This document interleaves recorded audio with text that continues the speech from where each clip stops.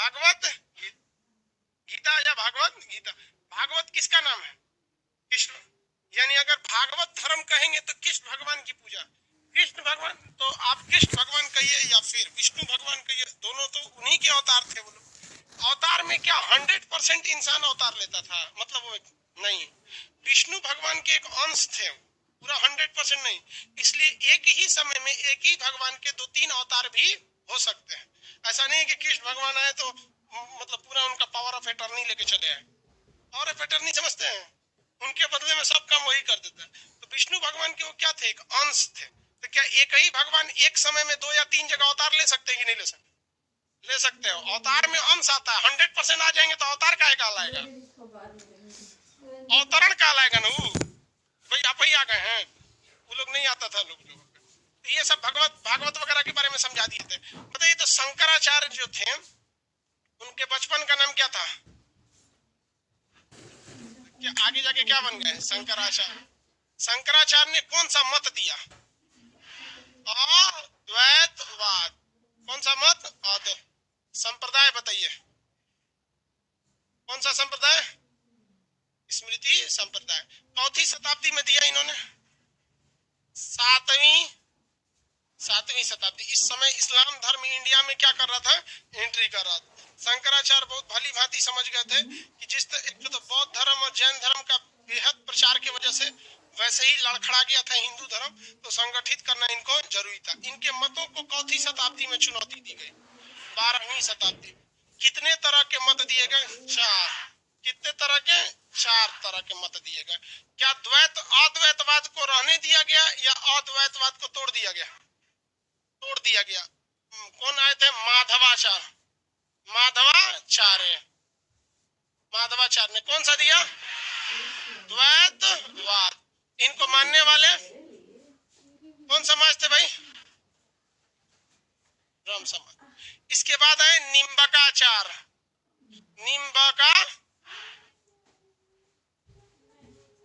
निम्बकाचार्य।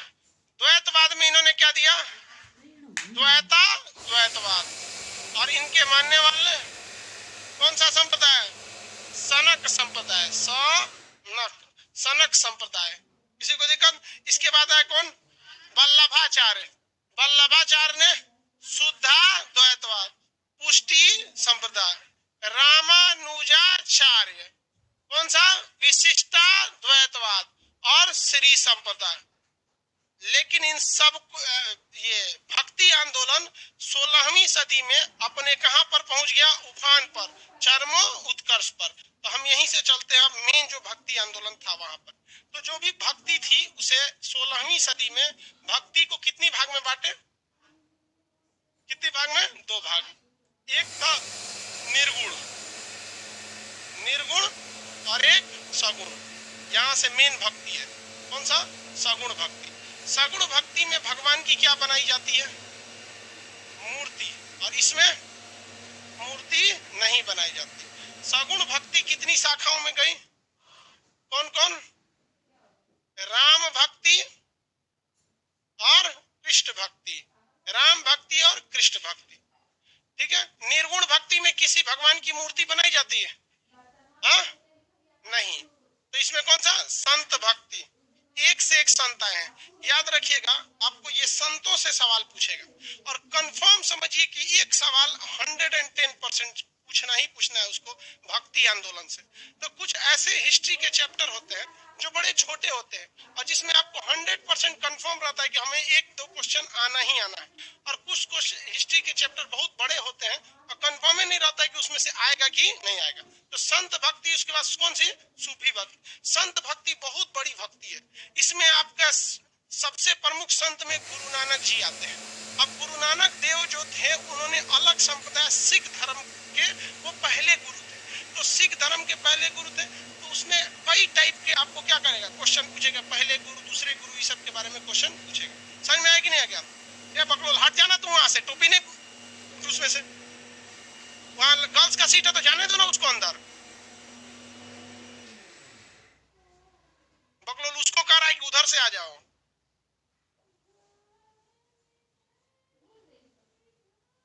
लड़की लोग टाइम से आया कीजिए। असल में आधा 10 सीढ़ियां चढ़ के वहां बैठ जाती है सर, ओ तू चाहे भाई, कहीं को तो आधा के बाद लौट जाती है, बहुत ऊंचा है, कल से आएंगे। देखो इधर, तो हम लोग यहाँ पहले देखते हैं राम भक्ति में। राम भक्ति में 3 प्रमुख भक्त समझिए। एक रामानंद, कौन सी भाषा बोलते थे? हिंदी। रामानंद ने ही भक्ति आंदोलन को दक्षिण से कहां लाया था? उत्तर। बाकी के भक्ति आंदोलन के संत कौन सी भाषा बोलते थे? संस्कृत। तो संस्कृत बाउंस करके चल जाता है, समझ में आता है? संस्कृत बहुते कम समझ में आता है। देखिए हिंदू धर्म के ज्यादातर शास्त्र, ज्यादातर के हर एक शास्त्र संस्कृत में, लेकिन कोई उसको बहुत अच्छा से समझ नहीं पाता है, एक आम पब्लिक। वही हाल इस्लाम के साथ है। इस्लाम धर्म में ज्यादा जितने भी नियम कानून है अरबी भाषा में, वो भी नहीं समझ पाता है। तो ईसाई सब ने दिमाग लगाया, कहा कि हम लोग को अंग्रेजी आता है, सब सिस्टम अंग्रेजी में कन्वर्ट मार देते हैं। उन लोग का बाइबिल वगैरह ज्यादातर किस में चलाता है? अंग्रेजी में। रियलिटी में देखेंगे तो संस्कृत में आप लोग को गिने चुने श्लोक वगैरह के मतलब पता हो, याद तो बहुते होगा नहीं, लेकिन मतलब कम पता रहता है। तो ये रामानंद ने पकड़ लिया इस चीज को, किस संस्कृत से उसको किस भाषा में उपदेश देने लगे? हाँ, हिंदी भाषा में। आज भी आप लोग को गीता के उपदेश सुनाए जाते हैं तो हिंदी में ही बताए जाते हैं कि मतलब जैसे कृष्ण भगवान से कहा गया कि मतलब हमें मार डालिए, तो उन्होंने कहा कि एक काम करो, सुसाइड करने जा रहा था, हमको याद नहीं आ रहा है कौन आदमी सुसाइड करने जा रहा था, अर्जुन शायद था, सुसाइड करने जा रहा था। तो उन्होंने कहा कि एक काम कर, तू सुसाइड मत कर, 10 आदमी के भीड़ में जाओ, अपनी खूब प्रशंसा करो। तो कहा इससे क्या होगा, मैंने तो प्रण लिया है कि मैं आत्महत्या कर लूंगा। कहा कि बेटा, उन्होंने कृष्ण भगवान समझा, पार्थ सुन सुन सुन, खुद की प्रशंसा करना भी एक तरह का क्या चीज होता है? सुसाइड ही होता है। ये कितना बड़ा ज्ञान है। और लोग आज के खुद के प्रशंसा में बहुत मजा आता है, अरे हमारी तारीफ कर, जबकि गीता में खुद की प्रशंसा किससे तुलना की गई है? सुसाइड से की गई, समझे, आत्महत्या से। तो यही बतवा अगर हम आपको संस्कृत में बोलते तो क्या समझ में आता? छोड़िए ना, हमरा खुद ना बुझाता तो हम आपको बताते कौन सी? नहीं समझ, बहुत टफ भाषा हो जाती है संस्कृत, समझ में आएगी नहीं आएगा? तो रामानंद ने इस चीज को समझ लिए थे, तो वो संस्कृत से उपदेशों को किसमें देते थे? हाँ, हिंदी में देते थे। इसके बाद दूसरे भक्ति इसमें आए थे, आपके सबसे फेमस थे तुलसीदास। कौन से था? तुलसीदास। इसमें तुलसीदास से 2 क्वेश्चन पूछता है। तुलसीदास की प्रमुख रचना सबसे फेमस जो है, तुलसीदास की सबसे प्रमुख रचना कौन सी है? रामचरितमानस। किन्होंने लिखा है? तुलसीदास। तो जिससे स्पष्ट पता चलता है ये किससे रिलेटेड थे? राम भक्ति से। किससे रिलेटेड थे? राम भक्ति से रिलेटेड थे। तुलसीदास से एक और क्वेश्चन पूछता है, ये किस राजा के समकालीन थे? समकालीन का मतलब कि उस समय भारत का शासन किसके हाथ में था। जैसे हम लोग किसके समकालीन, तो हम लोग मनमोहन सिंह के भी समकालीन, क्योंकि आजकल राजा लोग का कार्यकाल 5 साल रह रहा है, पहले ना राजा 30-30 साल 40-40 साल रहता था। तो हम लोग तो भैया अटल बिहारी वाजपेयी, हम तो बहुत पुराना है, गुजरात चंद्रशेखर जी के समय के हम लोग के समय चंद्रशेखर जी प्रधानमंत्री हुआ करते थे। चंद्रशेखर जी से भी पहले पीवी नरसिम्हा राव के था। उस समय तालिबान अभी नया नया एंट्री मारा था वहां पे यूएसएसआर होता था हम लोग के वक्त में। तो हम लोग बहुत पुराना है, जीवाश्म बनने वाले हैं कुछ दिन में। तो तुलसीदास किसके समकालीन थे? अकबर के समकालीन। अकबर बहुत ही तेज दिमाग का व्यक्ति था, भले वो उसे अक्षर ज्ञान नहीं था। वो क्या करता था, जितने बड़े बड़े टीचर थे सबको उठा ले आता था और क्या बना देता था? नवरत्न। नाम किसका होता था? अकबर के नवरत्न। समझ में गया कि नहीं? अकबर के नवरत्न खरीद लेता था। बहुत से लोग, तुलसीदास क्या थे? होशियार है कि महाराज हमरे में खुद में इतनी प्रतिभा है कि हम अपना नाम इतिहास में दर्ज करा सकते हैं, हमें किसी अकबर की आवश्यकता नहीं है। तो वह एकमात्र ऐसे कवि थे जिन्हें अकबर ने अपने नवरत्न में शामिल करने की खुली ऑफर दिया था, लेकिन उन्होंने उसे क्या कर दिया? ठुकरा दिया। समझ में आया कि नहीं आ गया? तो तुलसीदास किसके समकालीन थे? अकबर के समकालीन। तो भक्तों से ये क्वेश्चन पूछता है, कौन किसके समकालीन थे? त्यागराज। एक और पूछेगा किसे? त्यागराज। ये लोग प्रमुख रूप से प्रमुख कौन से थे? राम भक्त थे। ये लोग कैसे थे भाई? राम भक्त। तो भक्ति कितने भाग में बटी है? 2 भाग में। भक्ति आंदोलन कितनी भाग में बटी है? 2 भाग में। सगुण भक्ति में एक मंदिर या मूर्ति का शक्ल देना होता है। अब आते हैं लोग किस भगवान में? कृष्ण भक्ति में। किसमें? कृष्ण भक्ति। ज्यादा फेमस कौन भक्ति है? ठीक है, राम भक्ति में ना कुछ डिसिप्लिन वगैरह मायने रखने लगता, मतलब कुछ नियम कानून ज्यादा है। अब कृष्ण भक्ति में तो थोड़ा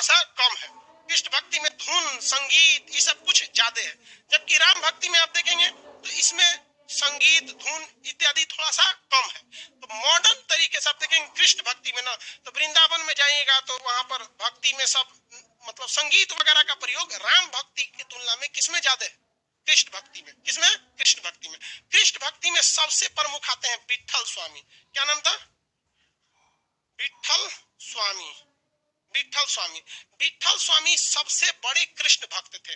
इन्होंने, विठल स्वामी ने कृष्ण भगवान की भक्ति के लिए अपने जितने चेला थे उनमें से एकदम खाटी खाटी 8 चेलाओं को छांट कर निकाला।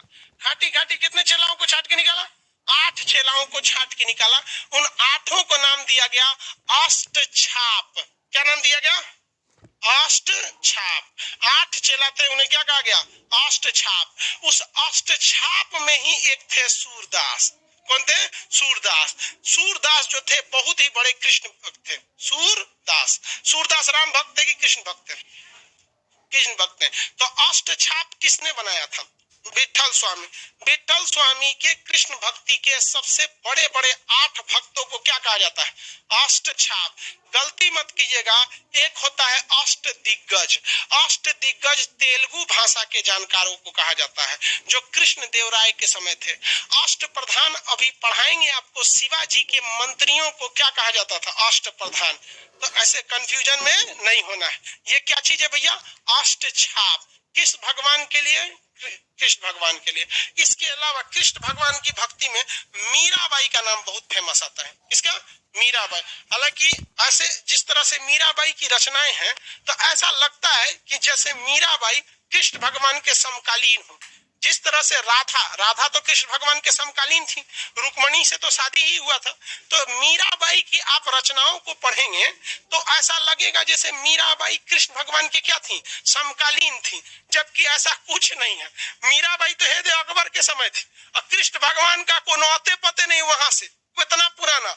लेकिन रचनाएं ऐसी हैं कि आप पढ़ेंगे तो ऐसा लगेगा कि कृष्ण भगवान मीराबाई क्या है? एक समकालीन, जबकि ये लोग समकालीन नहीं थी। लेकिन रचनाओं में कभी कभी ऐसा होता है कि जैसे लगता है कि समकालीन। तो राजस्थान के एरिया में कौन है भाई? मीराबाई। मीराबाई, मीराबाई। मीराबाई किस भक्ति में थी? कृष्ण भक्ति में। मीराबाई कृष्ण भक्ति में। एक नरसिंह मेहता गुजरात साइड में, नरसिंह मेहता कृष्ण भक्ति में कौन थे? नरसिंह मेहता। कृष्ण भक्ति में कौन आ गए? नरसिंह मेहता। पहला बोलिए कृष्ण भक्ति के। विठल स्वामी।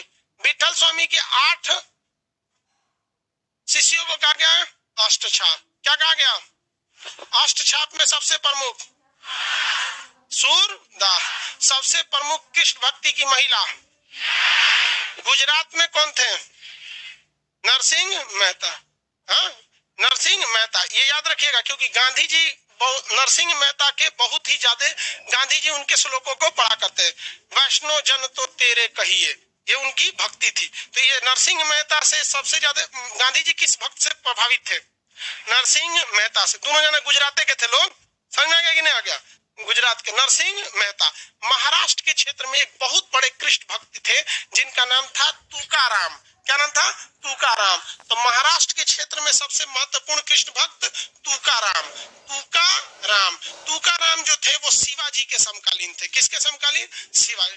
शिवाजी, हालांकि शिवाजी का जीवन लड़ते भिड़ते में बीत गया, जैसे बाबर और शिवाजी ये दोनों शांति से नहीं रह पाए लोग, जीवन भर लड़ाई इधर उधर, बहुत अजीब सा जीवन बीता इन लोग का। तो बताइए तुकाराम किसके समकालीन थे? और तुलसीदास अकबर, तुलसीदास, तुकाराम, शिवाजी। ये क्वेश्चन पूछा हुआ, तुकाराम शिवाजी। बंगाल और उड़ीसा के क्षेत्र में चैतन्य महाप्रभु, चैतन्य महाप्रभु, महाप्रभु, चैतन्य महाप्रभु। ये बंगाल के क्षेत्र में सबसे प्रमुख कृष्ण भक्त कौन थे? चैतन्य महाप्रभु। हालांकि ये राम भक्त भी थे। इन्होंने ही सबसे बेहतरीन ढंग से हरि कीर्तन चालू किया। हरि मतलब क्या हो गया? भगवान। कीर्तन मतलब कथाएं वगैरह हरि कीर्तन से रिलेटेड रहेंगे। समझ में आ गया कि नहीं आ गया? किसी को कोई दिक्कत नहीं है? वो पीछे वाले प्रोजेक्टर पे लेटर थोड़ा बाहर चला गया है, हाँ? थोड़ा थोड़ा कट गया, उसको थोड़ा देख लेना। कोई दिक्कत नहीं ना जी? थोड़ा सा बड़ा हो गया होगा साइड में, ये लेटर वगैरह ये बाहर चला गया। प्रोजेक्टर उधर दिख रहा होगा, अच्छा ठीक, किसी को यहां तक में दिक्कत है तो बताइए। देखिए, विठल स्वामी सबसे प्रमुख हो जाएंगे। राजस्थान वाले एरिया से कौन है? मीराबाई गुजरात से, नरसिंह मेहता महाराष्ट्र से, बंगाल और उड़ीसा से। चैतन्य महाप्रभु कौन है? चैतन्य महाप्रभु। कोई दिक्कत है? सेल्फी ले रहा है, किसका कॉल आ रहा है? Video call.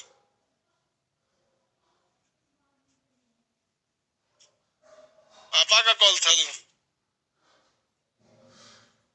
पकड़ा जाएगा तो नंबर वन यहाँ लिख देंगे हम, फिर वो पूरे भारत की संपत्ति हो जाएगा। सरकारी संपत्ति हो जाएगा, समझ? सब मेहनत बर्बाद हो जाएगा तुम्हारा। आगे बढ़े। सगुण भक्ति याद रहेगा। राम भक्ति में 3 प्रमुख थे, कृष्ण भक्ति में ज्यादा। अब आप बताइए, कृष्ण भक्ति जैसे प्राचीन काल में बौद्ध धर्म था और जैन धर्म था। जैन धर्म बौद्ध से कंपैरिजन में थोड़ा पुराना है, लेकिन ज्यादा आगे बौद्ध धर्म चला गया, जिसमें उसकी भाषा एक बहुत बड़ी मायने रखती थी।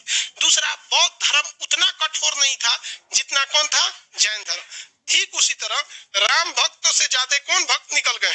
कृष्ण भक्त। क्योंकि राम जी में थोड़ा सा क्या है? नियम कानून है। इनको मर्यादा पुरुषोत्तम राम कहा जाता है। थोड़ा सा ये मतलब सिद्धांतवादी, मतलब हर चीज पे सेटल नहीं होता है। कृष्ण भगवान जैसन माहौल देखते हैं ठीक ठाक से। ये तो कर्ण को फुसलाने चल गए थे, ये तू चल आवे ने सब काम खत्म हो जाएगा।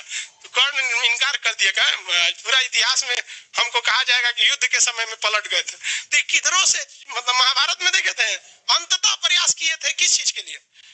कि युद्ध टल जाए। राम जी एक बार प्रयास किए थे युद्ध टल जाए, तो खोज रहे थे ससुरा किधर मिले रावणा। और मिल गया तो मार हेल होल के उधर, जबकि यहाँ प्रयास किया गया था। इसमें संगीत, राम भक्ति में ज्यादा संगीत है या कृष्ण भक्ति में?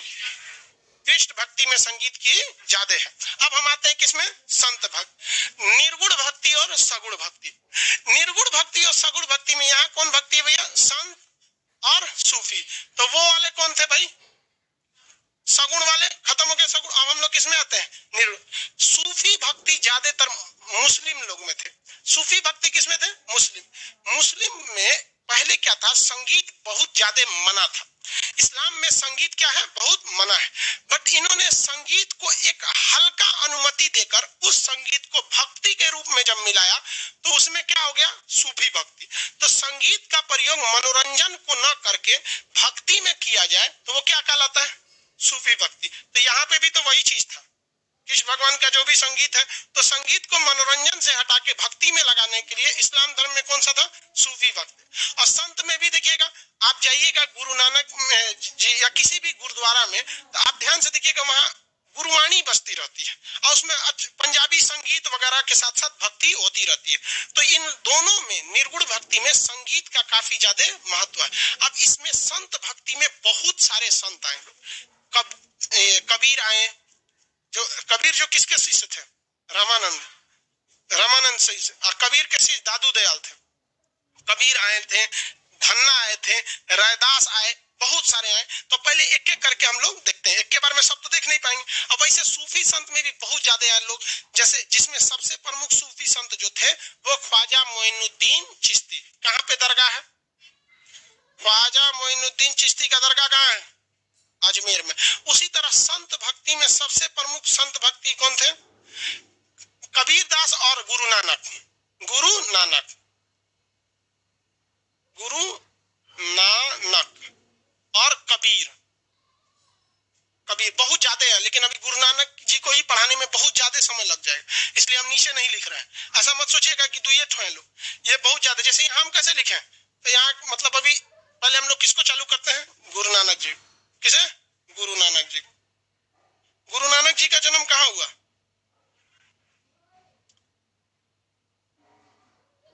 गुरु नानक देव। गुरु नानक देव का जन्म 15 अप्रैल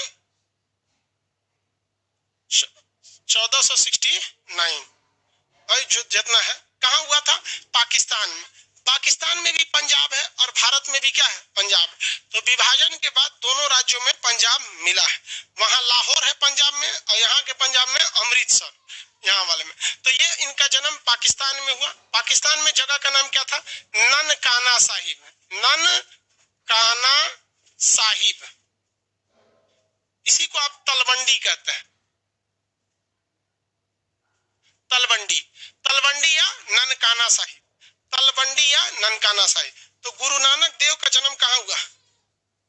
पाकिस्तान के ननकाना साहिब या तलवंडी, ननकाना साहिब या फिर तलवंडी, ननकाना साहिब या तलवंडी में हुआ था। गुरु नानक देव एकेश्वरवाद को मानते थे। किसमें? एकेश्वरवाद, यानी शंकराचार्य भी किसको बोलते थे? एकेश्वर। गुरु नानक देव एकेश्वरवाद में विश्वास रखते हैं। गुरु नानक देव ने सबसे ज्यादा महत्व दिया तो उन्होंने मानवता पे महत्व दिया कि ह्यूमैनिटी सबसे बड़ा धर्म होता है। इन्होंने सबसे ज्यादा इसी को रखा। इसीलिए उन्होंने जहां जाते थे तो देखते थे जहां जगह गरीब है वहां वो लंगर व्यवस्था को चालू कर देते थे। किस व्यवस्था को? लंगर व्यवस्था को। लंगर व्यवस्था किसे कहा जाता है? जहां फ्री में आपको भोजन मिलता था, फ्री फूड व्यवस्था को क्या कहा जाता था? लंगर व्यवस्था के नाम से जाना जाता था। जब तक गुरु नानक देव जी जीवित थे वो जगह जगह जाते थे, वहां वहां जगहों पे गुरुद्वारे वगैरह बने। अफगानिस्तान तक में गए, पूरे एरिया में वो जहां जहां गए तो उनके जहां गए थे वहां बहुत प्राचीन गुरुद्वारे भी हैं वहां पर। तो इस गुरुद्वारे के हिसाब से अभी पाकिस्तान में एक नया गुरुद्वारा बना था, आपको कुछ आइडिया है? जिसका इमरान खान उद्घाटन किए, नया नया एकदम। करतारपुर कॉरिडोर सुने हैं? तो करतारपुर जो गुरुद्वारा है, गुरु नानक देव पाकिस्तान का जो करतारपुर गुरुद्वारा साहिब था वो भारत के बॉर्डर से काफी करीब है। तो वहां उन्होंने अपने अंतिम समय को बिताया था और वहां गुरु नानक देव जी ने खेती भी किया था। इसलिए आप ध्यान से देखेंगे तो सिख लोग खेती बड़ा पसंद से करते हैं। देखें तो अभी जो करतारपुर है, गुरु नानक जी का अंतिम समय, अंतिम का जो ज्यादातर समय कहां पर बिताया उन्होंने? करतारपुर। करतारपुर। अब सिख धर्म से लगा हुआ है तो क्या जोड़िएगा? साहिब जोड़िएगा, साहिब जोड़ेंगे। सिख धर्म के जितने भी पवित्र चीजें हैं उनमें क्या जोड़ना पड़ता है? साहिब। जैसे पटना में 10वें गुरु गुरु गोविंद सिंह जी का क्या हुआ था? जन्म स्थान। तो पटना के उस जगह को पटना साहिब कहते हैं। गाय घाट के पास है वो जगह, पटना साहिब, वहां गुरुद्वारा बहुत बड़ा है। तो अंतिम समय गुरु नानक देव ने कहा बिताया था? करतारपुर साहिब में। तो अभी सिख धर्म के लोग करतारपुर साहिब बहुत ज्यादा जाते हैं, वहां पर अपनी पूजा अर्चना जिसको जहां करना है। इन्होंने लंगर व्यवस्था को चालू किया, लेकिन लंगर व्यवस्था उस समय तक फुल टू ऑर्गेनाइज तरीके से नहीं होती थी। तो सिख धर्म में इन्होंने गुरु की परंपरा को चालू कर दिया। इन्होंने कहा कि मेरी आस्थाओं को, विचारों को आगे ले जाने का काम कौन करेंगे? गुरु करेंगे। और गुरु का चुनाव जो होता था, गुरु कौन बनेंगे, ये वंशानुगत नहीं होता था पहले, बाद में ये वंशानुगत हुआ। लेकिन शुरुआत में क्या गुरु का पद वंशानुगत था? नहीं। मतलब गुरु के पुत्र जो थे वो गुरु नहीं बनेंगे, पहले ऐसा नहीं था। गुरु नानक देव के बाद जो बहुत जानकार था सिख धर्म का, वो उसे बनाया जाता था। तो सेकंड जो गुरु जी थे उनका नाम था अंगद, गुरु अंगद, गुरु अंगद, ये सेकंड गुरु थे।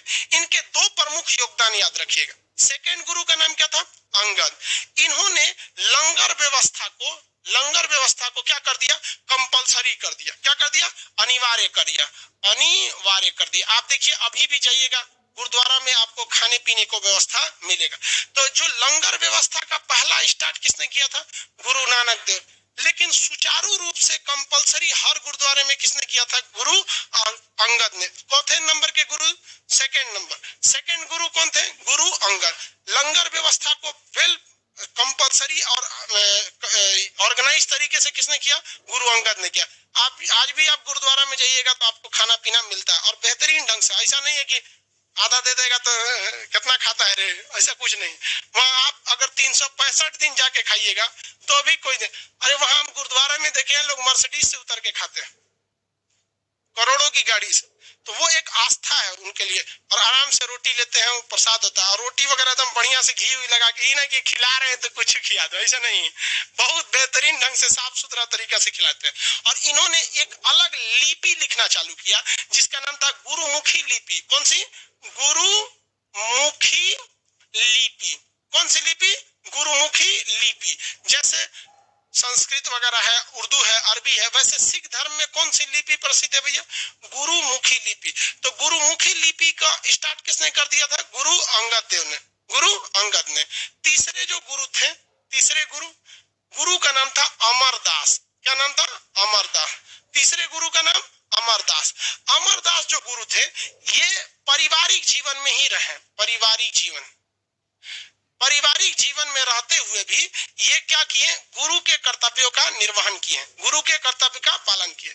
इन्होंने सिख धर्म से जो कुप्रथाएं थी, मतलब बाल विवाह हो जाता था, बहुत पहले लड़कियों की शादी हो जाती थी, पर्दा प्रथा था, महिलाओं को शिक्षा देने के लिए रोका जाता था, तो ये सारी कुप्रथाओं के खिलाफ आवाज किसने उठाया? पर्दा प्रथा, बाल विवाह, यानी एक लाइन में अगर हम लिख देते हैं तो सीधा लिख देते हैं कुप्रथा। अब आप समझ जाएंगे। देखिए जितनी भी कुप्रथाएं होती हैं, जहां भी वर्चस्व जाएगा वहां सबसे ज्यादा महिलाओं पे नियम कानून लग दिया जाएगा। भारत में भी देखिएगा महिलाओं का बाल विवाह हो जाता था, तो बाल विवाह महिलाओं से प्रॉब्लम नहीं था। बाल विवाह में होता क्या था कि महिला का उम्र रहेगा 13 साल, आदमी रहेगा 32 साल। भाई 13 दोनों को रखो तो थोड़ा बहुत चलता था कि भाई चल दोनों बड़ हो जाएगा सब। और ससुरा एगो 13 साल एगो 23 साल बुझाता था, गोद ले ले। तो बहुत ज्यादा ही सबका कुप्रथा होती थी। और 13 साल की उम्र में किसी लड़का लड़की की शादी कर देंगे, उन बेचारा अपने बच्चा है सब, उस सबका बाल बच्चा को क्या समझ में आएगा? उस सबको दीन दुनिया का कुछ पता ही नहीं। आप ही लोग अभी इस एज में हैं, आपको क्या पता है? 2-4 को किताब जानते हैं, 4-5 को सब्जेक्ट जानते हैं। बहुत सी ऐसी चीजें है ना जो आपको ठोकरें सिखाएंगी, जो किसी स्कूल कॉलेज में नहीं सिखाया जाता है। और बादाम तो झूठ में बदनाम है, अकल बादाम खाने से नहीं ठोकर खाने से आती है। अभी जिंदगी में अभी आपको ठोकर नहीं लगेगा, क्योंकि आपके पास है क्या कि जो लोग आपको ठोकर मारे या धोखा देंगे। धोखा दे के आपको क्या मिलेगा? 5,000 रुपया रूम रेंट कोई निकाल लेगा, इससे ज्यादा नहीं। तो जब आप अपने पैरों पे खड़े होंगे तब आपको असली जिंदगी की शुरुआत होगी, तब आप धीरे धीरे ठोकर लगने के बाद आगे पहुंचेंगे। अब हम लोग के एज में आएंगे, हम लोग ने इतना ज्यादा ठोकर लग गए कि पत्थर देख के बता देते हैं कोने पैर पे ठोकर मारे गई। शकल देख के आदमी का पता चल जाता है कि कोने काम से आया है। तो अभी आप लोग का अभी जीवन में उतना अनुभव नहीं है, धीरे धीरे क्या होगा? अनुभव होगा। तो आप ही बताइए ना, बाल विवाह में क्या मिलेगा बच्चे को? फिर पूरा फ्यूचर खराब हो जाता था। तो इन्होंने, गुरु अंगद जी ने पारिवारिक जीवन में रहते हुए और जितनी कुप्रथाएं थी उन सब के खिलाफ क्या उठाया था? आवाज उठाया, और इन्होंने खत्म भी किया। आज भी देखिएगा सिख धर्म में भी पर्दा प्रथा है, लेकिन उस तरह से नहीं। सिख महिलाओं को देखिएगा, चाहे बूढ़ी हो जो भी हो, आंचल ऐसे सर पे रखी रहते हैं लोग सब, लेकिन बहुत ज्यादा वहां पे कुरीतियां नहीं है। अब चौथा नंबर पे हम देखेंगे, चौथे गुरु जी का नाम था गुरु रामदास। चौथे गुरु का नाम गुरु रामदास। गुरु रामदास, गुरु रामदास का अकबर से बहुत अच्छा संबंध था। किससे संबंध अच्छा था? अकबर था। तो अकबर ने इनके परिवार को क्या दिया था? 500 बीघा जमीन दिया। कितना बीघा? 500 बीघा जमीन। कितना बीघा? 500 बीघा।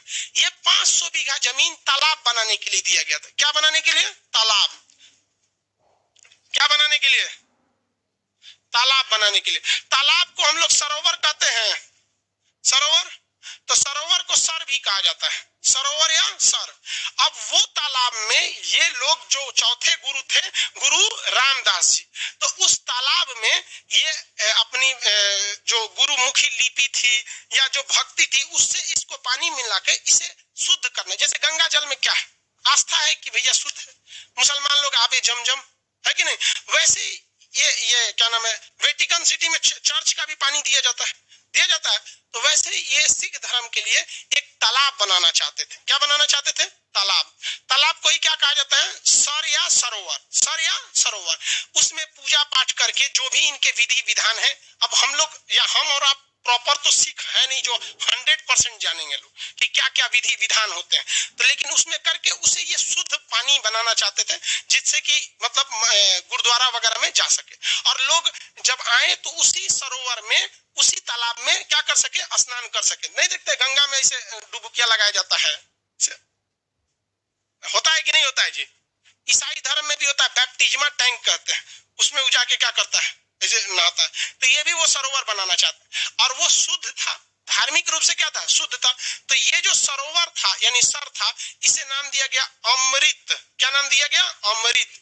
क्या हो गया? सर। क्या हो गया? अमृतसर। तो भैया जो आज आप शहर देख रहे हैं ना अमृतसर, वो एक्चुअली में क्या बनाया गया था? तालाब। और उस तालाब का निर्माण के लिए क्या दिया गया था? 500 बीघा जमीन। किसने दिया था? अकबर। कौथे गुरु? चौथे गुरु रामदास। बाबू याद रखियो, नमो याद रखना पड़ेगा और गुरु जी लोग का सीक्वेंस भी, क्योंकि इससे क्वेश्चन अक्सर पूछ देता है। पहले गुरु का नाम, पहले गुरु क्या? गुरु नानक ने लंगर प्रारंभ कराया? भैया प्रारंभ तो वही कराए थे। क्या कंपलसरी सुचारू रूप से किया? कंपलसरी किसने किया? किसे? गुरु अंगद। गुरु अंगद। साथ में सिखों की जो लिपि आती है गुरु लिपि, गुरुमुखी लिपि किसने चालू किया? सिख धर्म में देखेंगे कुछ कुछ लिखा रहता है, इसे हम लोग पढ़ पाते हैं? नहीं पढ़ पाते हैं, लेकिन वो लोग पूरा पढ़ लेते हैं। पारिवारिक जीवन में रहते हुए गुरु के कर्तव्यों का निर्वहन किसने किया? कुप्रथाओं तथा पर्दा प्रथा का विरोध किसने किया? अमरदास। अकबर से अच्छा संबंध किसका था?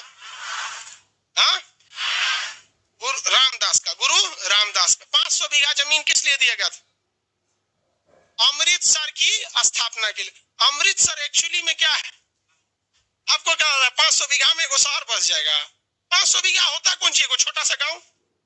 अरे 4-5 बीघा के तो खेत वाले आप ही लोग होंगे, लोग है कि नहीं? आप लोग का कितना खेत है जी? आरामास खेत है आपका? कितना बीघा? 1 बीघा। तो उस हिसाब से तो में से 400-500 बीघा से ज्यादा ही हिल जाएगा। इसी हॉल में आपको 1500 लड़का मिल जाएगा, तो इसमें से 1 बीघा मिलेगा तो 1500 बीघा हो गया। अब जिसका खेत है वो सब, अब हम लोग का खेत तनिको नहीं है, अब यो नहीं है, खेत नहीं है हम लोग का। हम सीबीएसई बोर्ड वाला है। खेत तो हम लोग का नहीं है, खेती किए नहीं है। और शौक से घर के अगल बगल में थोड़ा सा बगीचा टाइप का खाली जगह नहीं मिलता है, तो गार्डन टाइप का, उसमें कब टमाटर डाल दिया आदमी, एगो नींबू लगा दिया, बस। ये शौकिया खेती नहीं होता है, वो खेती थोड़े कहलाता है। खाली जगह है तो कुछ भी कर दीजिए, 4 गो लहसुन लेके फेंक दीजिए, इतनी देर में लहसुन निकल जाएगा। वो खेती हम लोग वाला नहीं किए, जो प्रॉपर किसान करते हैं लोग, वो हम लोग नहीं किए। इस बारे में प्रैक्टिकली हमको उसका नॉलेज नहीं।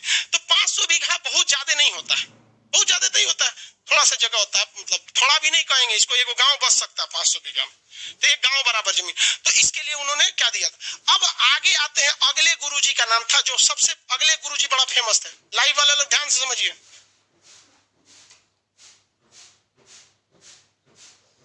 लाइव वाले लोग ध्यान से समझिए। यहाँ चौथे गुरु का नाम रामदास। अकबर ने कितना जमीन दिया? क्या बनाने के लिए? तालाब को क्या कहा गया? उसी तालाब का नाम अमृतसर। तालाब का नाम अमृतसर, अमृतसर तालाब का नाम हो गया। उस अमृतसर सरोवर में, तालाब में, अगले गुरु जो है, 5वें गुरु जी होंगे। 5वें गुरु का नाम था गुरु अर्जुन देव। गुरु अर्जुन देव, गुरु अर्जुन देव। अर्जुन देव जी ने क्या किया? हर मंदिर बनवा दिया। क्या मंदिर? हर मंदिर। कौन मंदिर? हर मंदिर। हर मतलब भगवान का हरि मंदिर या हर मंदिर साहिब का निर्माण। तो मंदिर के आगे क्या लगेगा? साहिब लगेगा कि नहीं? हर मंदिर साहिब। और ये मंदिर जानते हैं कहां बनवाए? उसी तालाब के बीच में। ये अमृतसर नाम का जो सरोवर था, उसके बीच में क्या बनवाए? मंदिर बनवाए। अब आदमी जाएगा कैसे? तैर के? तो एक ओर से रास्ता दीजिएगा ना जी, तो हल्का सा रास्ता दिया गया। अब ये सरोवर पूरी तरह से अमृत हो गया। भाई सरोवर के बीच में मंदिरें हो गया, जहां पे धार्मिक रूप से बहुत, तो इसके बीच में क्या बनवाए? क्या बनवाए? मंदिर। बाद में एक राजा आए, राजा का नाम था वहां पर रणजीत सिंह। राजा का नाम वो राजा गुरु नहीं थे, लेकिन वो पंजाब के राजा रणजीत सिंह सिख धर्म को मानते थे। उन्होंने क्या किया? जब इस अमृतसर सरोवर में नहाने आए, ऐसे डुबकियां लगाने आए, तो इस मंदिर को देखा, मंदिर में गए, अपना मत्था टेका, गुरुद्वारे में खाना पीना खाए। फिर उन्होंने कहा कि इस हर मंदिर को हम चारों ओर सोने की चादर लगवा देते हैं। तो हर मंदिर कन्वर्ट हो गया स्वर्ण मंदिर में। कौन मंदिर? स्वर्ण मंदिर। स्वर्ण मंदिर कहाँ है? जब भी स्वर्ण मंदिर देखिएगा तालाब दिखेगा, तालाब के बीच में कौन मंदिर है? स्वर्ण मंदिर। तो पहले वो मंदिर क्या था? हर मंदिर। पहले क्या था? हर मंदिर। हर मंदिर का मतलब, हरि मंदिर मतलब भगवान का मंदिर, हर मंदिर साहिब। तालाब के बीच में क्या बना? स्वर्ण मंदिर। तो स्वर्ण मंदिर का निर्माण किया। शुरू से स्वर्ण मंदिर था। शुरू में पांचवें गुरु अर्जुन देव थे। पांचवें गुरु अर्जुन देव, अर्जुन देव जी ने जो मंदिर बनवाया था उस मंदिर का नाम हर मंदिर साहिब था। अब हर मंदिर कहिए, साहिब तो सब में जुड़ेगा, हर मंदिर साहिब।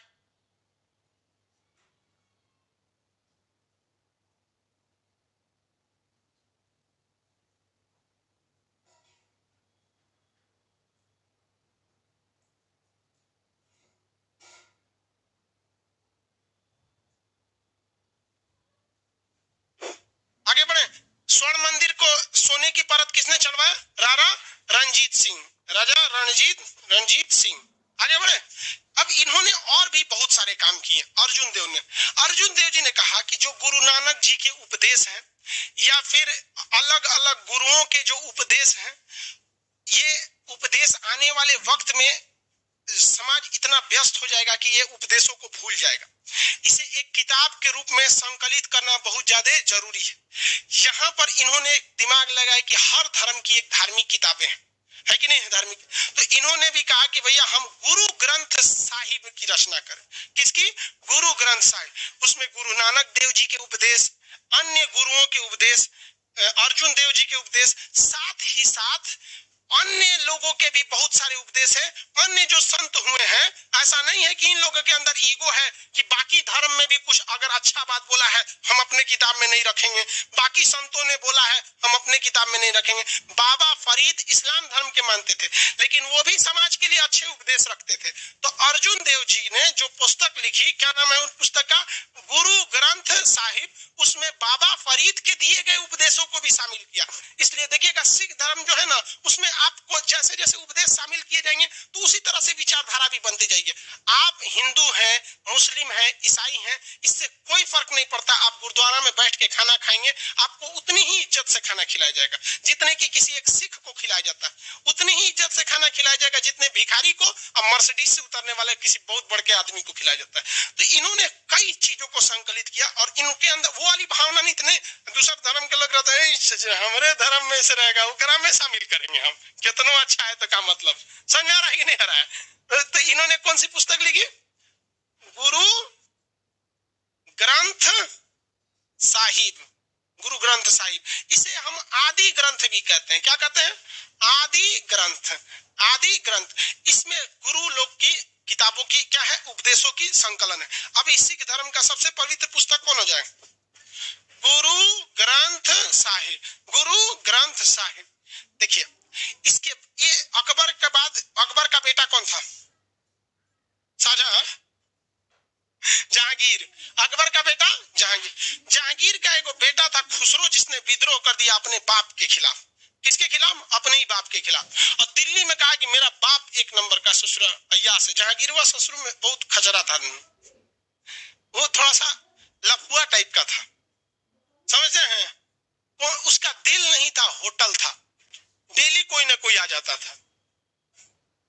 खलिया आदमी बैठते हैं तो यही सब होता है, खाली बैठा। जैसे आप लोग का भी विद्यार्थी जीवन बड़ी खाली खाली समय रहता है, उठो सो दिन भर तो डेली कुछ ना कुछ चलाएगा आपके भी दिल में, कबो पड़ोस वाला, कबो कोई। जिस दिन नौकरी उकरी हो जाएगा, व्यस्त हो जाएंगे तो समय नहीं रहेगा, कल निकल टाइम ना निकल जाए। तो ये जहांगीर जो था ना, उनके पास बहुत खलिया टाइम था, फोटो वोटो खूब बनाता था। तो जहांगीर के पुत्र को लेकर इनका विवाद किससे हो गया? जहांगीर से। किसे? जहांगीर बादशाह। अब बताइए, जहांगीर का पुत्र खुसरो विद्रोह किया किसके खिलाफ? जहांगीर। और ये किसके पास चला गया? गुरु अर्जुन देव के पास। अब जो धार्मिक व्यक्ति होता है ना, वो राजनीति को मायने नहीं रखता है।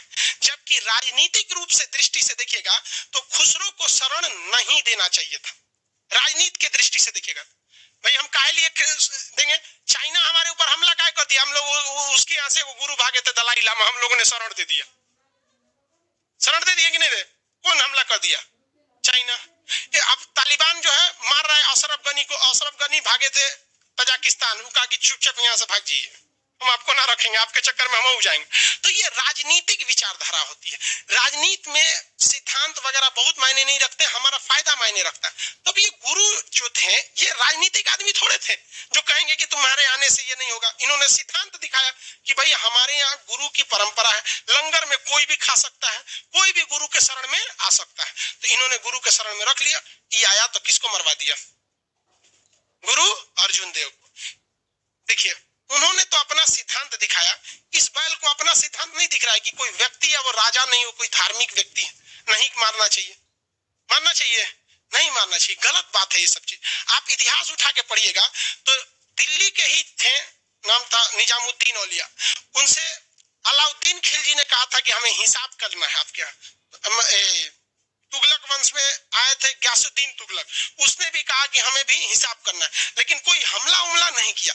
तो धार्मिक व्यक्ति से हमला उमला नहीं करना चाहिए, प्यार से मामला सलट जाता है। सलट जी कितना दिन रहता खुसरो, जासूस भेज के मंगा लेते, खुसरो को एक आंख में भाला भोंकवा दिया, बेटा उटा को मरवा दिए सब यहाँ पे। तो अर्जुन देव की हत्या किसने करा दी? जहांगीर। अर्जुन देव की हत्या किसने करा दी?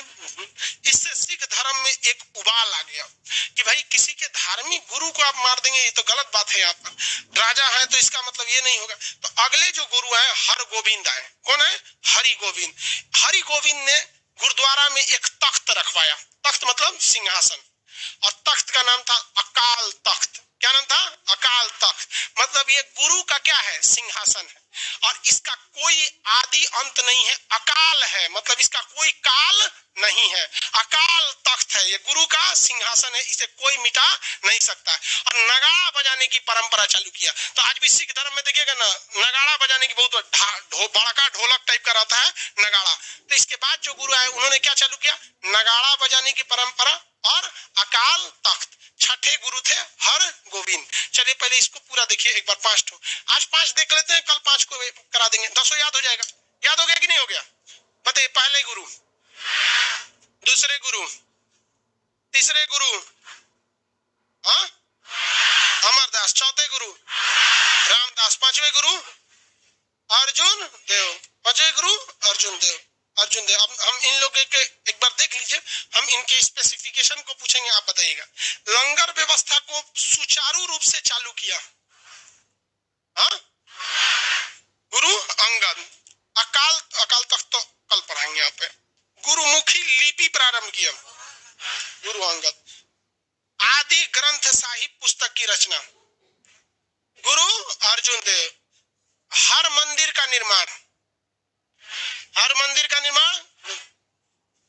गुरु अर्जुन देव। उसके बाहर सोने की चादर चढ़ा दिया हाँ राजा रणजीत सिंह। किस मुगल बादशाह ने 500 बीघा जमीन दिया? अब देखिए ना, अकबर में और जहांगीर में कितने का अंतर है। हाँ? अकबर जहां मंदिर सरोवर निर्माण के लिए क्या जमीन दिया, इस ससुरा आके मरवा दिया। बताइए एक के खानदान में किस तरह से एक बात। एक और खतरनाक है, औरंगजेब। वो तो लगता था कि बस उसी को एगो जीने के लिए पृथ्वी बना है, बाकी लोग तो जानवर है। ऐसा भी विचारधारा नहीं होनी चाहिए। तो ये लोग कट्टरता बहुत खराब चीज होती है। इतिहास हमेशा आपको गलत नजर से ही याद रखता है। पारिवारिक जीवन में रहते हुए किस गुरु ने गुरु का कर्तव्य निभाया? हाँ अमरदास। गुरु अर्जुन देव के समय से ही गुरु का जो पद था वो वंशानुगत हो गया। कैसा हो गया? वंशानुगत हो गया। किसके समय से? अर्जुन देव के समय। अर्जुन देव का किस मुगल बादशाह से विवाद हो गया?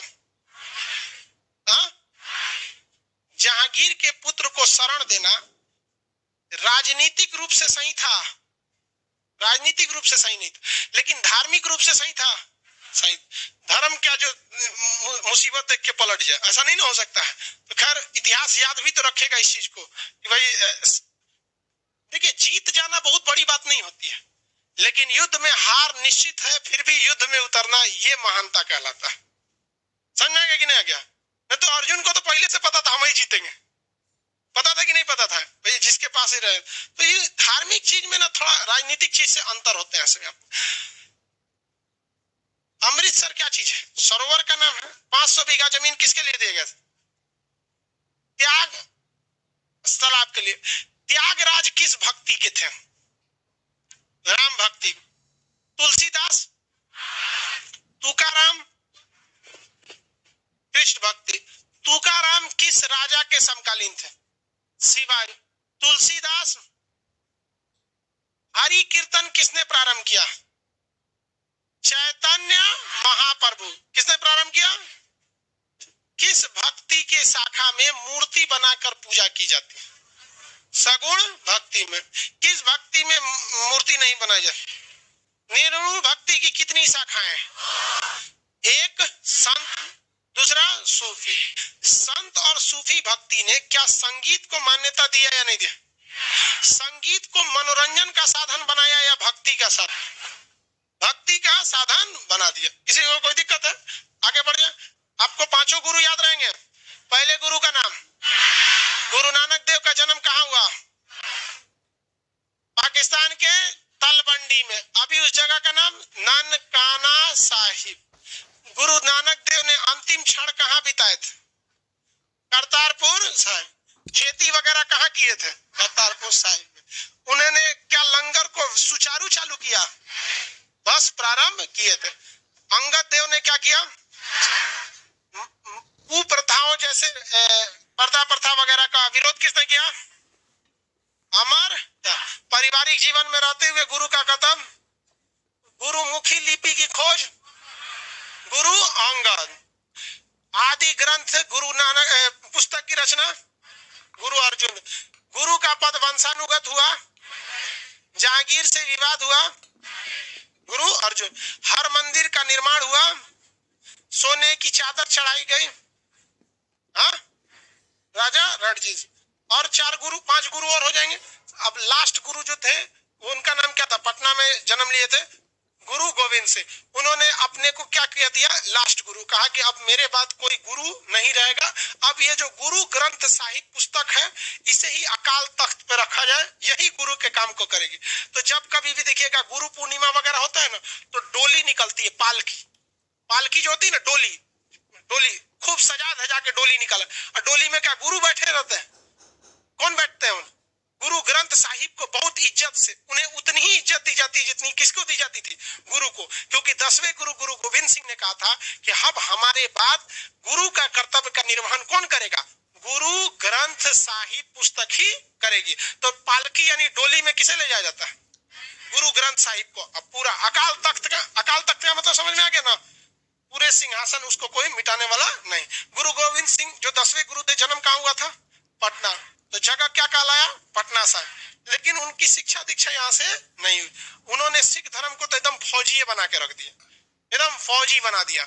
चिड़िया नू में बाज लड़ावा, गीदड़ नू में शेर लड़ावा, 1.25 लाख नू एक लड़ावा, तब गोविंद सिंह नाम रखावा। बहुत सिख लोगों का ये क्या है, बहुत प्रमुख हुआ है। तो अब हम लोग आगे पढ़ेंगे कल। आज के लिए इतना ही।